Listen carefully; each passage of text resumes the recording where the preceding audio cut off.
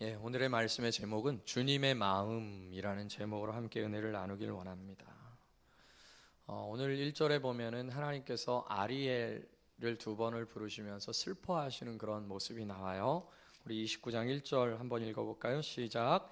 슬프다 아리엘이여 아리엘이여 다윗이 진친 성읍이여 해마다 절기가 돌아오려니와. 다윗이 진을 치고 다윗이 그곳에서 예배했던 곳, 그리고 해마다 절기가 되면 많은 사람들이 모이는 곳, 그곳이 아리엘입니다. 이 아리엘은 원문으로 보면 원어적인 뜻은 하나님의 사자, 하나님의 암사자라는 뜻이에요. 그러나 상징적인 의미로 보면 예루살렘을 상징하는 것입니다. 그러니까 하나님께서 예루살렘을 보면서 아리엘이라는 애칭을 쓰며 이렇게 이야기하시는 거예요. 슬프다 아리엘아 아리엘아, 슬프다 아리엘이요 아리엘이요. 이렇게 아리엘을 슬퍼하시는 겁니다. 이 예루살렘은 다윗이 진치었던 그런 다윗의 왕궁이 있었던 곳이죠. 그리고 그곳에 다윗의 장막이 있었고 솔로몬의 성전이 있던 곳이었습니다. 그곳에서는 정말 순수하게 하나님을 예배하고 하나님을 영화롭게 했던 무리들이 가득했던 곳인데, 지금 하나님께서는 이사야 시대 때 이 아리엘을 보시면서 가슴 아파하시고 고통스러워 하신다는 거예요. 오늘날의 이 아리엘을 뭐로 표현할 수 있을까요? 오늘날은 교회를 의미하는 것입니다. 그래서 슬프다 아리엘이여 아리엘이여 라고 말씀하시는 것은 슬프다 교회요 교회요, 이렇게 오늘날의 용어로 바꿔 쓸 수가 있죠. 어떻습니까 여러분? 1절을 통해서 하나님의 슬픔을 좀 느껴지시나요? 주님의 마음이 슬픔 속에 있다는 사실이 좀 느껴지나요? 이것을 좀 더 영적으로 살펴보면은 하나님의 교회는 뭐예요? 결국 하나님의 자녀들이 모인 곳이잖아요. 그러니까 하나님의 집안인 거예요. 그러니까 하나님께서 당신의 집안을 보시면서 슬프다, 슬프다 그렇게 말씀하시는 거예요. 슬프다 나의 가족, 슬프다 나의 교회요, 이렇게 말씀하시는 것입니다. 실제로 예수님께서도 마태복음 23장에 보니까 이런 말씀 있지 않아요? 여러분, 예루살렘아 예루살렘아. 예수님께서 예루살렘을 보시면서, 똑같이 아리엘이거든요, 예루살렘을 보시면서 이렇게 말씀하십니다. 얘들아, 암탉이 그의 새끼를 날개 아래 품은같이 내가 얼마나 너희들을 품으려고 노력했냐. 그러나 너희들은 선지자들을 돌로 쳐 죽인 것이다. 참 슬프구나. 그러면서 예루살렘을 바라보시면서 예수님이 우셨어요. 예수님이 우셨다라는 장면이 나오는데, 그것이 바로 예루살렘을 바라보시면서 우신 겁니다. 사실 예루살렘은 하나님을 예배하는 장소고, 그 가운데서 정말로 많은 양과 소들이 번제물로 드려지면서 향이 올라가며 하나님께 기쁨을 드리는 그런 예배의 장소인데, 하나님께서 그 예배의 장소를 보시면서 우시는 거예요. 예수님께서 그 예배의 장소를 향하여서 눈물을 흘리셨다는 대목이 나옵니다. 왜 그래요? 그들이 하나님께 기쁨을 드리기보다는 오히려 하나님의 마음에 상처를 주고 아픔을 주는 그러한 모습이었기 때문에 그렇겠죠. 그러니까 오늘 이 첫 구절에 슬프다 아리엘이요 아리엘이요, 다윗이 진쳤던 그 아름다운 곳이요, 절기가 날마다 돌아오지만 너희들에게서 내가 느낄 수 있는 건 슬픔이다. 주님께서 그렇게 말씀하시는 것이죠. 우리 1절 다시 한번 읽어볼까요? 시작. 슬프다 아리엘이요 아리엘이요 다윗이 진친 성읍이요 해마다 절기가 돌아오려니와. 2절에 보니까 내가 아리엘을 괴롭게 하겠다 그러십니다. 주님의 마음이 너무 아프셨기 때문에 그들을 좀 괴롭게 해야 되겠다고 하는 것이에요. 이것은 어떤 복수한다는 의미의 개념이 아니고, 이대로 놔둬서는 안 되겠다는 생각이 드는 거예요. 이대로 놔뒀다가는 더 내 마음에 아픔이 되고, 결국 내 주님의 마음에 아픔이 된 것은 뭐예요? 결국 그의 자녀들, 그의 백성들이 정말 심각한 문제 가운데 빠져서 멸망할 수도 있다라는 그런 측면이겠죠. 그러니까 주님께서 그 아리엘을 향하여서 이렇게 말씀하시는 것입니다. 29장 2절, 내가 아리엘을 괴롭게 할 거다.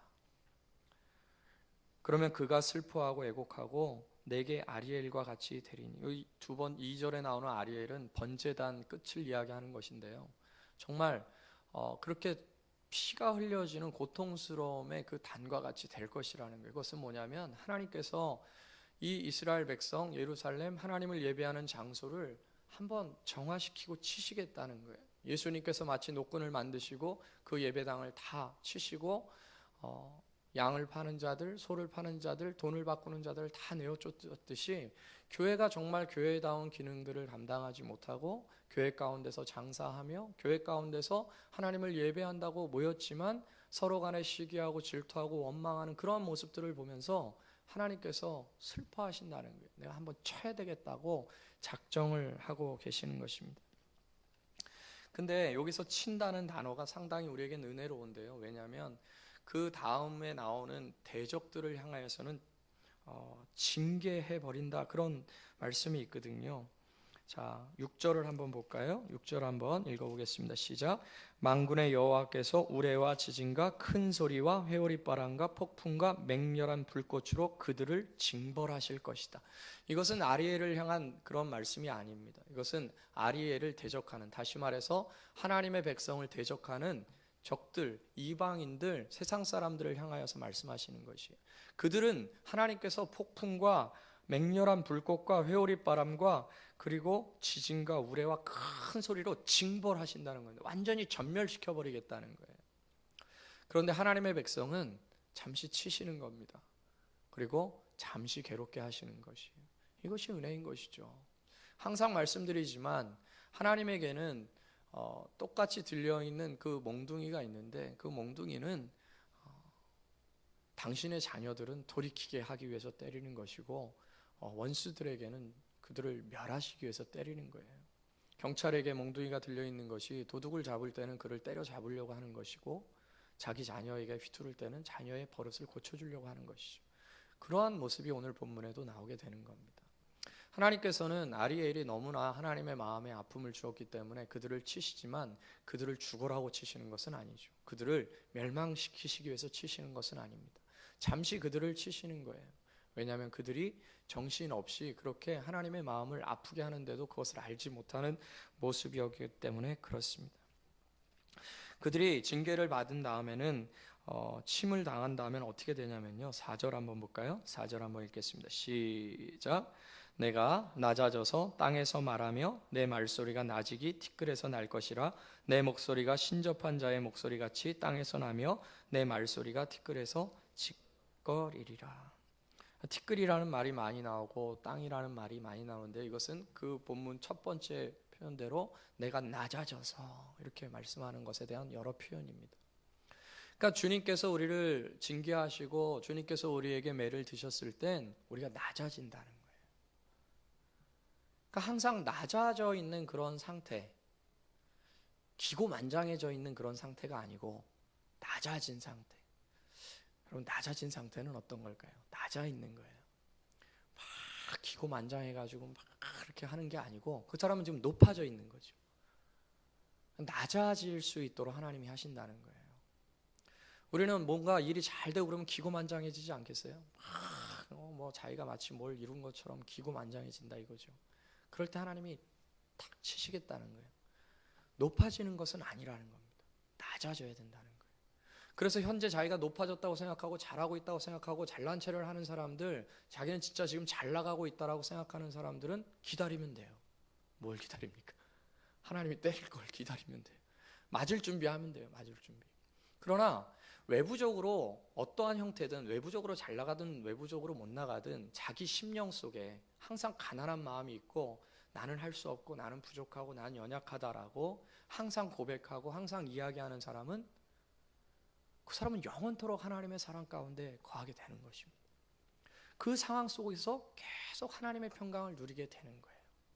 그러니까 하나님께서 아리엘을 향하여서 슬퍼하시고 괴로워하시는데 지금 왜 그러냐면 그들이 너무 기고만장해 있다는 거예요.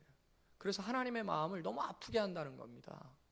하나님의 마음이 너무 슬프다는 거예요. 마치 예수님께서 예루살렘 성전을 보시면서 눈물을 뚝뚝 흘리셨던 것처럼 지금 이사야의 이 시대 속에서도 하나님께서 이사야를 통해서 아리엘이여 아리엘이여 슬프다.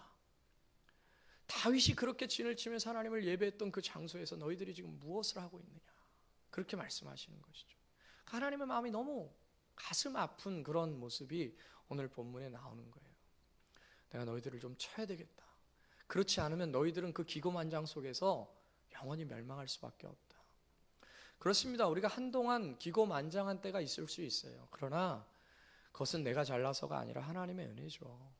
하나님께서 나에게 베풀어 주신 많은 것들이 있을 수 있어요. 여러분의 삶 가운데, 우리의 삶 가운데 많은 것들, 잘됨의 역사들을 주실 때가 있습니다. 그러나 그럴 때 조심해야 돼요.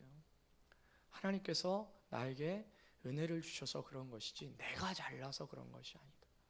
나는 항상 정말 티끌같이 연약한 자고 땅처럼 낮아져서 그렇게 소근소근 조근조근 이야기할 수밖에 없는 자다. 어떻습니까, 여러분? 높은 자는 이렇게 좀 거들먹거리면서 의자를 뒤로 쫙 빼고 이렇게 얘기하지 않아요? 그렇죠? 그러나 지금 형편이 어려운 사람은 그렇게 얘기할 수가 없어요. 의자를 앞으로 당겨가지고 어깨를 움츠리면서 얘기하는 거예요. 그러니까 하나님께서는 그런 기고만장한 자들을 반드시 치시겠다는 거예요. 반드시 넘어뜨리시겠다는 겁니다. 왜요? 그 자는 하나님의 마음에 기쁨을 주는 자가 아니라 오히려 슬픔을 주는 자기 때문에 그렇습니다. 그렇기 때문에 낮아져 있다는 그 상태는 어떻게 보면 외향적이든 내부적이든 하나님의 은혜가 흘러갈 수 있는 조건이 갖추어진 때다. 그러나 내가 외부적이든 내향적이든 높아진 상태에 있다면 조심해야 될 때라는 거죠. 돈을 잘 벌고 있을 때 조심해야 되는 거예요. 네. 지위가 높아지고 있을 때 조심해야 됩니다. 뭔가 하는 일들이 잘 되는 것처럼 보일 때 아주 조심해야 되죠. 왜요? 그때 바로 하나님 손에 들려있는 매가 쳐질 때일 수도 있다는 거예요. 그러니까 항상 하나님 앞에 겸손한 마음으로, 낮아진 마음으로 있을 수 있다는 것, 그것이 오히려 축복이라는 거죠. 그렇다면 오늘 하나님께서 이 아리엘, 다시 말해 그 당시 하나님의 백성인 예루살렘을 향하여서 왜 그렇게 슬프다라고 말씀하셨을까요? 그것이 9절에서 14절에 나오는데요. 9절에서 12절부터 한번 읽어볼게요. 9절에서 12절까지 같이 시작. 너희는 놀라고 놀라라. 너희는 맹인이 되고 맹인이 되라. 그들의 취함이 포도주로 말미암음이 아니며 그들의 비틀거림이 독주로 말미암음이 아니다. 대저 여호와께서 깊이 잠들게 하는 영을 너희에게 부어주사 너희의 눈을 감기셨음이니 그가 선지자들과 너희의 지도자들인 선견자들을 덮으셨음이라. 그러므로 모든 계시가 너희에게는 봉한 말처럼 되었으니 그것을 글 아는 자에게 주며 이르기를 그대에게 청하노니 이를 읽으라 하면 그가 대답하기를 그것이 봉해졌으니 나는 못 읽겠노라 할 것이요. 또 그 책을 글 모르는 자에게 주며 이르기를 그대에게 청하노니 이를 읽으라 하면 그가 대답하기를 나는 글을 모른다 할 것이니라. 이 네 구절은 무엇을 의미하는 것이냐면, 왜 하나님의 마음이 그토록 아프셨냐면 그들이 많은 예배를 드리고 많은 하나님 앞에 영광을 돌리는 행위들은 했지만 그들은 하나님의 말씀을 모르고 있다는 거예요. 하나님의 말씀을 정확하게 모르고 있다는 것입니다. 그런데 이상하게도 하나님께서는 그것을 허락하시는 것을 보여줘요. 하나님께서 하나님의 말씀을 깨닫지 못하도록 그들의 눈을 가려버렸다는 거예요. 그래서 그들이 비틀거리고 그들이 휘청거리는 것은 독주를 마셨기 때문은 아니라는 것입니다. 그들이 하나님의 말씀이 도대체 무슨 말씀인지를 모르고 있다는 거예요.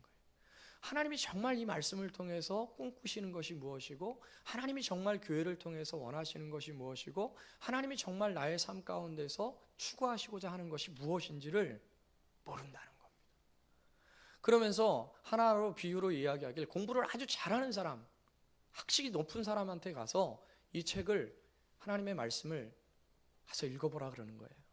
그런데 그 말씀은 자물쇠로 잠겨져 있기 때문에 나는 풀지 못합니다. 그래서 모른다라고 이야기한다는 거예요. 아주 무식쟁이, 정말 초등학교도 안 나온 무식쟁이한테 가가지고 이 말씀을 읽으라 그러니까 나는 무식해서 무슨 말인지 모르겠습니다. 지혜자나 무식한 자나 하나님 말씀을 하나도 깨닫지 못한다는 거예요. 하나님 말씀을 모르겠습니다. 난 그게 무슨 말을 하는지 모르겠습니다. 결국 뭐예요? 신앙생활을 하긴 하지만, 열심히 달려들긴 달려들지만 하나님의 말씀이 뭔지를 모르면서 달려든다는 거예요. 그게 하나님이 너무 가슴이 아프다는 거예요. 자, 열심히 자녀들이 살아요. 그렇지만 아버지가 원하는 대로 살지는 않아요. 열심히 살기는 엄청나게 열심히 살아요. 아버지를 위해서 잔치도 베풀고 아버지를 위해서 선물도 사놓고 아버지를 위해서 자동차도 사놔요. 그런데 아버지가 진짜 원하는 것에 대해서는 안 들어요. 그게 하나님의 마음을 아프게 한 것이에요. 예수님께서도 예루살렘을 향해서 이렇게 말씀하셨잖아요. 예루살렘아 예루살렘아 내가 얼마나 너희들을 내 날개 안에 품으려고 그렇게 암탉이 자기 새끼를 품듯이 그렇게 품으려고 내가 너희들과 함께하고 너희들과 사랑을 나누고 너희들과 함께 그렇게 하고 싶어서 그렇게 너희들을 품으려고 했는데 너희들은 그렇게 품으려고 보낸 선지자들을 돌로 쳐 죽였다. 그러고 나서 너희들은 수없이 많은 재물들을 나에게 바친다는 거예요. 그러니까 더 괴로운 거죠. 더 마음이 아픈 거예요. 아버지가 정말 원하는 그런 마음에 대해서는 생각이 없어요. 결국 중심이 누구에게 있는 겁니까? 아버지에게 중심이 있는 게 아니고 자기 자신의 만족과 자기 자신의 유익을 위해서 신앙생활을 하고 있는 거예요. 전혀 아버지께서 뭐라고 하는지 안 들어요. 그건 난 무슨 소리인지 모르겠어요. 하나님 말씀을 어떻게 내가 다 이해해? 그럼 닫아버리고 나는 성경 공부도 안 해서 하나도 몰라. 그냥 하나님 말씀을 닫아버려요. 거기에는 종교만 있는 것이죠. 종교적 열심만 가득한 것이죠. 그것이 예수님 시대 때만 있었던 것이 아니고 이사야 시대 때도 있었던 것이에요. 혹 오늘날의 시대도 그렇지 않을까요? 정말 교회가 너무너무 많잖아요. 우리도 그 많은 교회 중에 하나인데요. 혹 우리 교회를 포함해서 우리가 종교행위 하고 있는 건 아닌지, 정말 아버지의 마음을 알고 아버지를 사랑하고 있는 건지, 그것이 이제 좀 더 구체적으로 이렇게 나오는데요. 한번 보세요. 13절, 14절 같이 한번 읽어볼게요. 시작. 주께서 이르시되 이 백성이 입으로는 나를 가까이 하며 입술로는 나를 공경하나 그들의 마음은 내게서 멀리 떠났나니 그들이 나를 경외함은 사람의 계명으로 가르침을 받았을 뿐이라. 그러므로 내가 이 백성 중에 기이한 일, 곧 기이하고 가장 기이한 일을 다시 행하리니 그들 중에서 지혜자의 지혜가 없어지고 명철자의 총명이 가려지리라. 주님이 행하시는 가장 기이한 일, 가장 기이한 일 중에 기이한 일은 뭐냐면 지혜자가 없어져 버리는 거예요. 주님이 볼 때 가장 이상하고 가장 이상한 일은 하나님을 깨닫는 자가 한 명도 없는 것. 그것이 가장 이상한 거예요. 그렇게 행하시겠다는 거예요. 왜? 그들의 마음이 하나님의 마음은 하나님을 마음에 두려고 하지 않고 하나님의 마음과 너무 멀리 떨어져 있다는 거예요. 그런데 재밌게도 13절 보세요. 이 백성이 입으로는 나를 가까이 합니다. 입으로는 되게 가까이 해요. 입술로는 나를 공경해요. 그러나 그들의 마음에는 하나님이 없어요. 이게 하나님의 가슴을 아프게 했던 거예요. 우리가 열 길 물속은 알아도 한 길 사람 속은 모른다 그러지만 인간과 인간 간의 관계 속에서는 말로 그 사람을 사랑한다고 할 수도 있고 뭐 느껴지긴 하겠지만 그래도 자꾸 사랑한다 하면 진짜 사랑하는 것처럼 생각될 수도 있겠죠. 그러나 우리 하나님은 중심을 아신단 말이에요. 정말 우리가 하나님을 사랑하는지, 정말 하나님 한 분이면 되는 것인지, 정말 그분을 위해서라면 내 인생이 다 망가져도 상관없는 것인지, 그분이 나를 짓이겨도 나는 지렁이가 꿈틀거리듯 그렇게 그분의 발 밑에서 꿈틀거리는 것으로 만족할 수 있는지, 아니면 우리가 그분으로 인해서 뭔가 떡고물을 받으려고 하는 건지. 떡고물의 종류는 수도 없잖아요. 돈일 수도 있고 명예일 수도 있고 또 자기 성공일 수도 있고 자기 만족일 수도 있고 평안일 수도 있고 쾌락일 수도 있어요. 내가 그분에게서 그런 것들을 얻지 못한다면 그분하고는 별 상관이 없다라고 생각된다면, 다시 말해서 그분에게서 얻을 수 있는 것이 단 하나도 없다 할지라도 내가 그분을 사랑할 수 있다면 우리는 그분과의 마음이 가까운 것인데, 그 당시 사람들은 그게 아니었던 거예요. 그분으로 인해서 성공하길 원했고 그분으로 인해서 잘 되길 원하는 겁니다. 그분으로 인해서 무엇인가 내게 유익한 것을 얻기를 원했고 그분으로 인해서 내가 뭔가 유형적이든 무형적이든 무엇인가를 얻고 싶은 거예요. 그분이 나의 삶을 그런 것으로 인도해 주지 않으시면 화가 나는 겁니다. 내게 무엇인가를 주지 않는 것처럼 보이니까.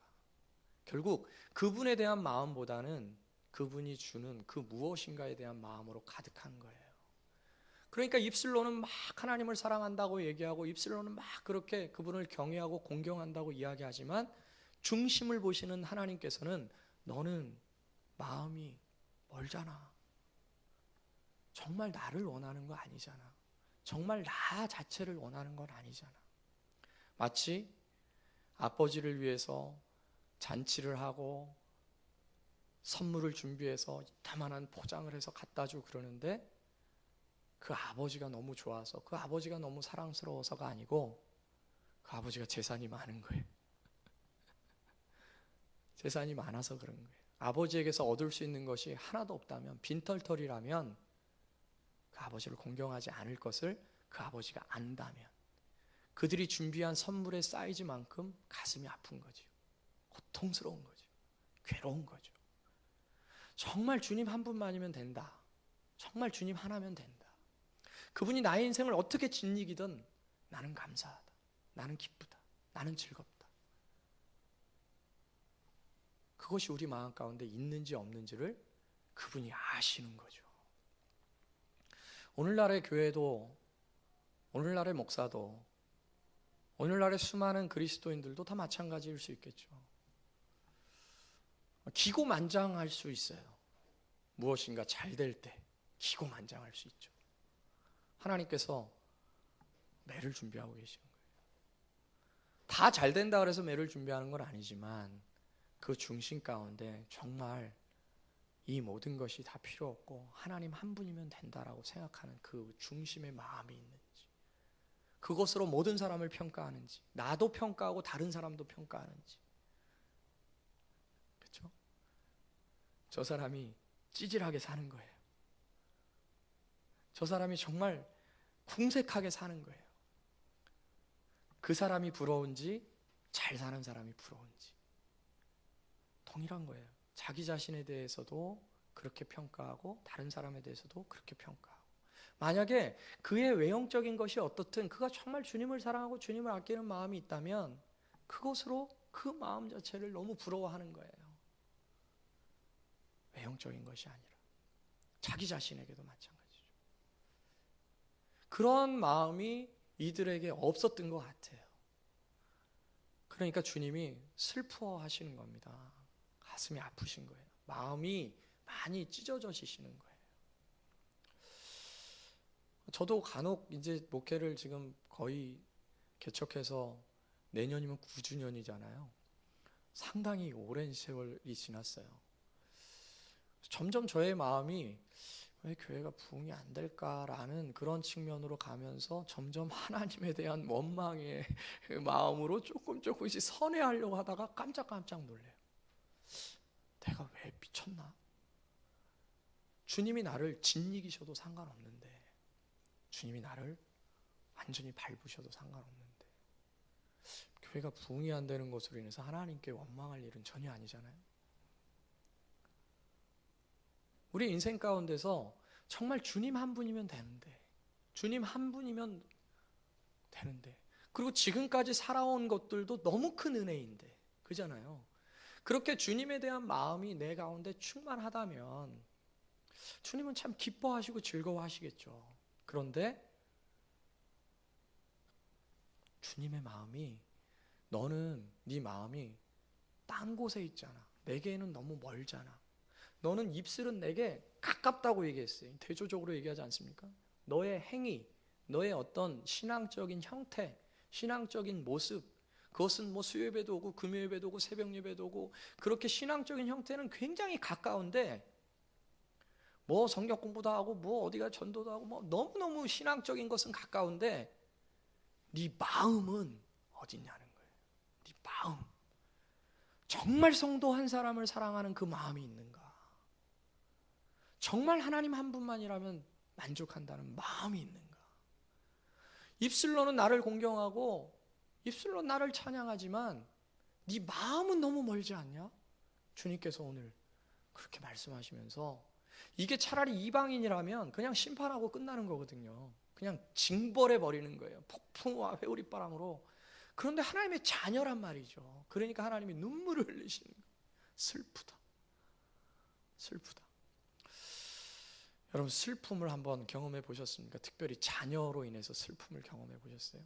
특별히 좀 더 또 좁히면 자녀가 부모를 사랑하지 않고 부모를 무시하는 그런 것으로 인하여서 저희 어머님은 이제 연세가 있으셔요. 좀 있으면 이제 80이신데요. 제가 이제 그 어머님이 허리가 안 좋으셨나 그러셨을 때 일주일에 막 4번 5번 전화했어요. 근데 저희 어머님 참 애기 같으세요. 뭐 어머님한테 애기 같다 그러니까 좀 그렇지만 그렇게 표현하세요. 야, 상규야, 네가 이렇게 자꾸 전화해 주니까 사랑받고 있는 것 같아서 너무 좋다. 그래요. 엄마가 사랑받고 있는 것 같아서 너무 마음이 좋다. 부모가 제일 좋을 때는 자녀가 부모를 사랑해 줄 때. 그러니까 우리가 하나님을 기쁘시게 할 수 있는 것은 많은 재물도 아니고 많은 뭐 어떤 열매도 아니고 많은 것도 아니고 우리 마음이 주님을 많이 사랑하는가. 주님, 저는 주님 한 분이면 돼요. 저는 주님이 너무 좋아요. 저는 주님만이면 됩니다. 내 인생을 어떻게 다뤄가시든 내 인생이 어떻게 망가지든 그것은 중요치 않아요. 내 마음속에 주님을 향한 그 사랑만 깨지지 않으면 돼요. 주님을 향한 그 사랑이 내 마음 가운데 보존되면 돼요. 그것이 정말 주님의 마음을 기쁘시게 하는 것이겠죠. 예전에 그 어떤 전도사님이 있었어요. 이분이 이제 나이가 좀 드셔가지고 전도사님이 되셨는데요. 나이가 뭐 많이 먹은 건 아니고 30대 전도사님이 되셨는데요. 한참을 얘기하다 보니까 좀 얘기의 그 방향이 약간 좀 이상하다는 생각이 들었어요. 무슨 얘기였냐면 자기 이제 장래 비전, 이제 전도사가 됐으니까 난 장래 이렇게 되고 싶고 이렇게 되고 싶고 비전들을 얘기하는데 유명한 세미나 강사가 되고 싶다는 거예요. 사람 많은 곳에 가서 막 강의도 하고 그러면서 막 유명한 설교 강해가도 되고 싶고 유명한 유능한 강사가 되고 싶다는 거예요. 그러면서 막 그렇게 사람들이 많이 모여 있는 곳에서 자기가 강의하는 것을 꿈꾼대요. 그래서 제가 그랬어요. 꿈 깨라. 때려쳐라. 너 같은 애는 목회 가면 안 된다. 물론 너 같은 애는 목회 가면 안 된다라고 얘기한 건 제가 잘나서 얘기하는 게 아니고 저도 마찬가지로 부족하죠. 그러나 그러면 가면 안 되는 거잖아요. 자기 꿈 이루려고 목회지 갑니까? 자기 꿈, 자기가 막 거기서 뭔가 좀 높아지고 뭔가 좀 막 큰 교회도 하고 뭔가 좀 막 이렇게 되려고 하는 겁니까? 아니거든요. 그런데 그런 심리가 있는 거예요. 정말 주님을 사랑하고 주님에 대한 마음이라기보다는 내가 목회에 성공하고 내가 목회 성공해서 이곳저곳 불려다니고 싶고 솔직하게 얘기한 거죠. 저와 모든 걸 솔직하게 얘기하니까 솔직하게 얘기한 거죠. 그렇지만 아무리 솔직한다 할지라도 그것은 마귀죠. 그것은 주님의 눈에 눈물이 펑펑 쏟아지게 하는 일이죠. 그런 것은 하나님이 허락하시면 되는 거고 아니면 마는 거고 정말 내 마음에 주님 그 한 분만을 사랑하면서 나아가려고 하는 마음이 있는가? 어떠한 형태든 어떠한 모습이든 그것이 정말 주님께서 꿈꾸시는 교회가 아닌가? 정말 이 교회 속에 이 새벽교회 속에 적은 인원이지만 나는 주님을 너무 사랑해요. 저는 주님 한 분이면 돼요. 돈을 뭐 갖다가 막 쓰레기통에 갖다 버리는 그런 거를 말씀드리는 것이 아니라 돈이 있건 없건 명예가 있건 없건 하나님이 내 인생을 어떻게 다루어 가시든 저는 주님 한 분이면 돼요. 그 하나면 저는 만족합니다 라고 이야기할 수 있는 교인들로 이 새벽교회가 50명만 돼도 세상에서 제일 주님이 기뻐하실 교회가 아닐까요? 아니 단 한 명만 돼도 소돔과 고모라에 의인 10명이 없어서 죽었는데 이 교회 속에 단 한 명, 저 하나만 그렇게 된다 하더라도 이 교회를 하나님이 기뻐하시지 않겠습니까? 그렇게 주님이 바라보시는 그런 교회, 그것을 한번 만듭시다. 그것을 꿈꾸고 우리가 그것을 나아갑시다. 그럴 때 주님의 눈물을 씻겨드릴 수가 있고 정말 주님이 기뻐하시는 교회로 한 걸음 나아가게 될 줄로 믿어요. 그런 아름다운 교회 우리 한번 만들어 갑시다. 그렇게 주님을 위해서 일어설 수 있는 저와 여러분 되기를 예수님의 이름으로 축복합니다. 같이 한번 찬양하고요, 기도하겠습니다.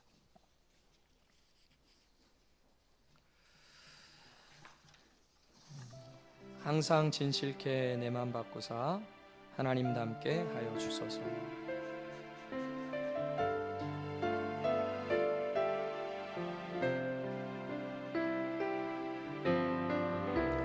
항상 진실케 내 맘 바꾸사 하나님과 함께 하여 주소서. 항상 진실케 항상 진실케 내 맘 바꾸사 하나님과 함께 하나님과 함께 하여 주소서.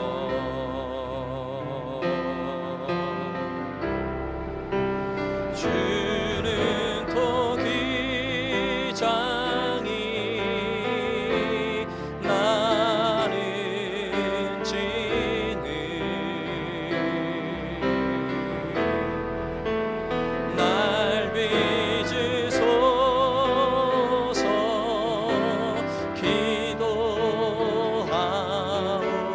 기도하오니 항상 진실케 내 맘 바꾸사 하나님과 함께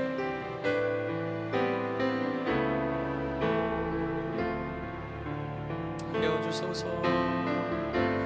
하여 주소서. 예수님과 함께 예수님과 함께 하여 주소서. 성령님과 함께 성령님과 함께 하여 주소서.